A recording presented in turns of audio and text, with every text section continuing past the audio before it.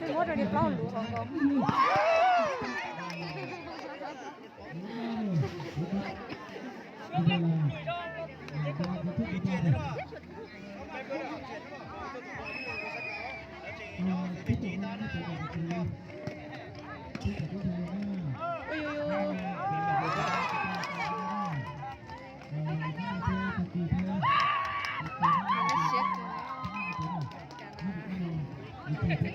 Lỡ tiết lời đấy, lỡ có tí hạt tí lên đàn lời.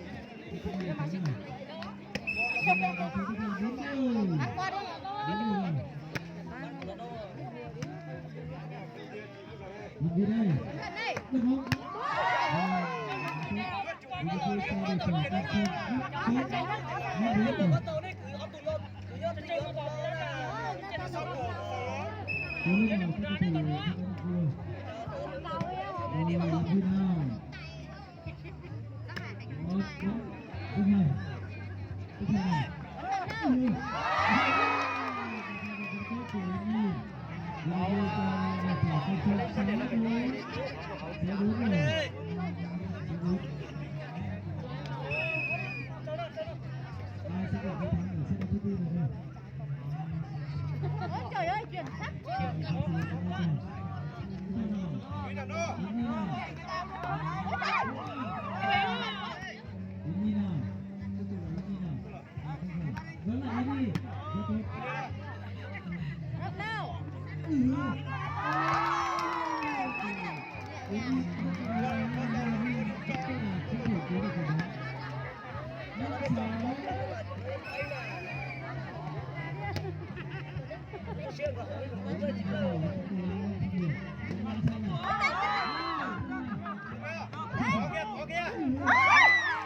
Nia phệ thao ấy. Ha, đừng đã mất tay xí lạ.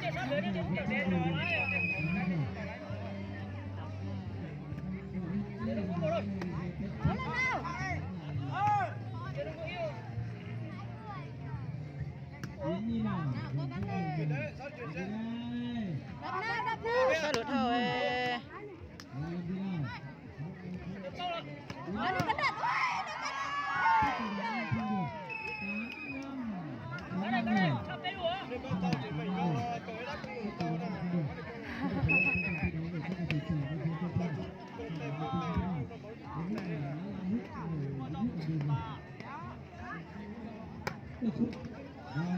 nhiều sao lửa thao ấy nhờ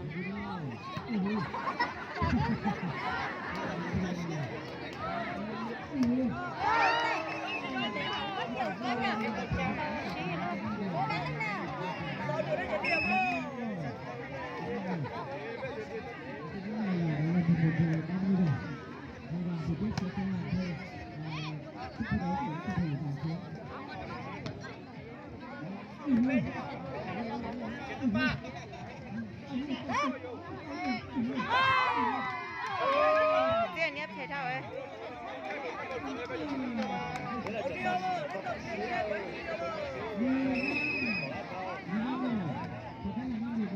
đi chơi trong phải là đi trả này đã đi là giống là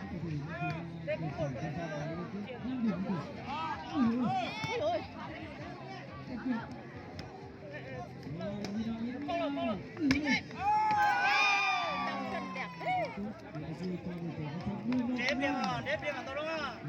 Có ý không? Trả lời điểm à? Không trả tiền nữa à?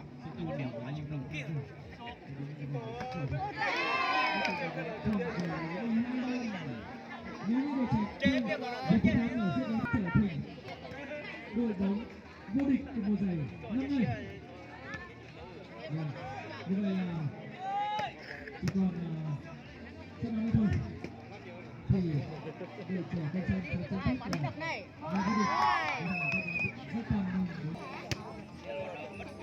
mong rằng với tinh thần thì thể thao thì các đội trẻ đội con trai giao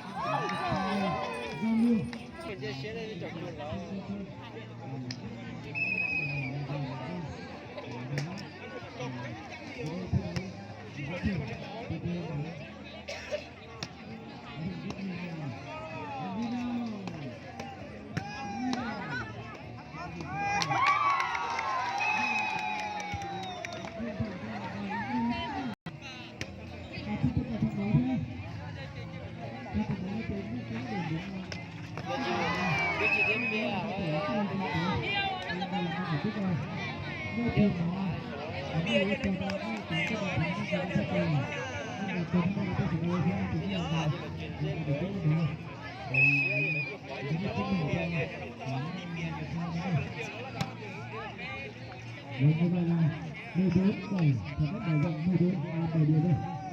Làm gì nào? Rất đối lực nhưng không thành công. 15 7 và như vậy là chưa bị đối lực. Làm lựa chọn cho Thiên Thanh nữa và mang cái vô địch của bóng về Thiên Thanh, đó là một cái rất là tuyệt vời. Và chúng ta sẽ đi bóng thứ hai. Làm gì đây? là các bạn nhớ chắc là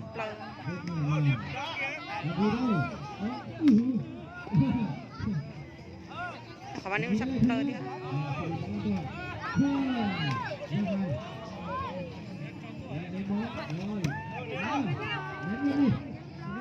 còn đâu?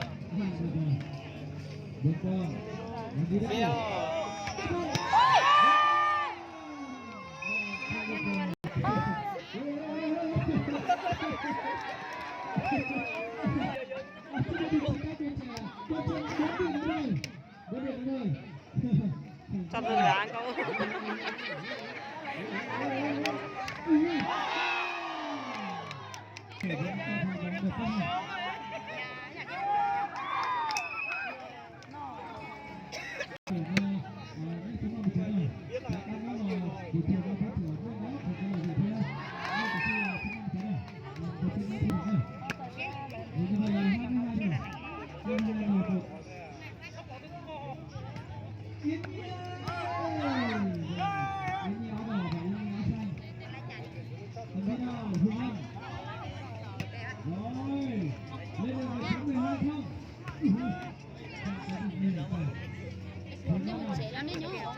mùa này nhá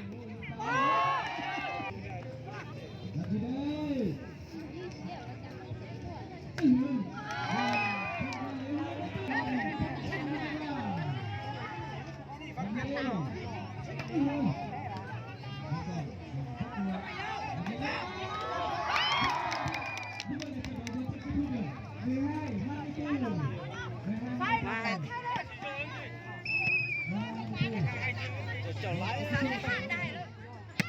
đài thiếu sai Thu được không? Làm gì đây? Thuyền Ngân. Thuyền Ngân. Làm gì đây?